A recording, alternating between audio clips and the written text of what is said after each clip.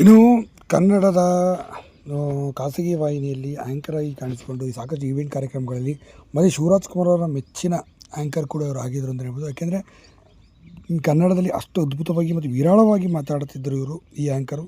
ಇದೀಗ ರಸ್ತೆ ಅಪಘಾತದಿಂದ ಬೆಳ್ಳಂಬೆಳಗ್ಗೆ 4:30 ನಡೆದಂಥ ಅಪಘಾತದಿಂದ ಕೊನೆಯ ಸೆಳೆದಿದ್ದಾರೆ ಎಂಬ ಮಾಹಿತಿ ಬರ್ತಿರುವಂಥದ್ದು. ಹಾಗಾದರೆ ಯಾರು ಈ ಉದಯ ಮ್ಯೂಸಿಕ್, ಉದಯ ಟಿ ವಿ ಕಾಮಿಡಿ ಆ್ಯಂಕರ್ ಅಂತ ನೋಡ್ತಾ ಬಂದರೆ ಇವರು ಬೇರೆ ಯಾರಲ್ಲ, ಚಂದನ್ ಅವರು. ಚಂದನ್ ಅವ್ರನ್ನ ನೀವು ಉದಯ ಮ್ಯೂಸಿಕ್ನಲ್ಲಿ ಪ್ರತಿದಿನ ಬೆಳಿಗ್ಗೆ 10 ಗಂಟೆಗೆ ನಡೆಸ್ಕೊಡ್ತಿದ್ದ ಕಾರ್ಯಕ್ರಮದಲ್ಲಿ ನೋಡುತ್ತೀರ. ಕನ್ನಡ ನಾಡಿ ಅಂತ ಒಂದು ಕಾರ್ಯಕ್ರಮವನ್ನು ಮಾಡಿಕೊಡ್ತಿದ್ರು. ಅದರಲ್ಲಿ ಅವರು ತುಂಬಾ ಕನ್ನಡದ ಬಗ್ಗೆ ಅಪಾರದ ಪ್ರೀತಿಯನ್ನು ಅವ್ರು ಮಾಡ್ತಿದ್ರು. ಮತ್ತು ಸಾಕಷ್ಟು ಈವೆಂಟ್ಗಳಲ್ಲಿ ಕೂಡ ಇವರು ಮಾತಾಡ್ತಿದ್ರು ಅಂತಲೇ ಹೇಳ್ಬೋದು. ಇಂಥ ಅದ್ಭುತವಾದಂಥ ಕಲಾವಿದ ಆ್ಯಂಕರ್ ಇದೀಗ ನಿಧನರಾಗಿದ್ದಾರೆ ಎಂಬ ಮಾಹಿತಿ ಬಂದಿರುತ್ತದೆ.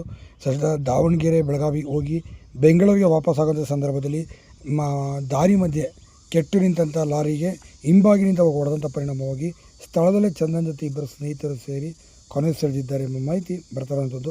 ನಿಮಗೂ ಕೂಡ